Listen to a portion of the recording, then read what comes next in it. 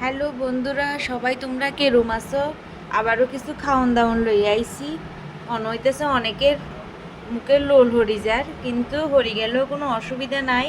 খাওনের হরে video upload দিছি, অতএব hat খারাপের কোনো অসুবিধাই নাই। ইয়ানে রাঁধছি মাছের তেল দিয়ে রে কিতা তরই দুন্দুর যে যেই নামে চিনো ইগিন দিয়ে রে মাছের তেল দিয়ে বাজা করছি পিঁয়াজ টিয়াজ দিয়ে। আর ইয়ানে সমস্ত রকমের সবজি যা যা আসিল, পটল, বরবটি, ঢেঁড়স ইগিন বেগিন দিয়ে মাছের ঝোল করছি। আর এই যে ঢেঁড়স ভাজি করছি। আসলে ঢেঁড়স দুই তরকারি দিছি, কারণ হচ্ছে ঢেঁড়স নষ্ট হয়ে যায়, ফ্রিজে রাখিও কোনো লাভ না, সব নষ্ট হয়ে যায়। ভাজাও করছি, মাছে তো দিচ্ছি। আর ইয়ানে এক ডেকসি ভাত দেখছো নি কেরম ধুয়া উঠে, এক ডেকসি ভাত রান্ধি লেছি।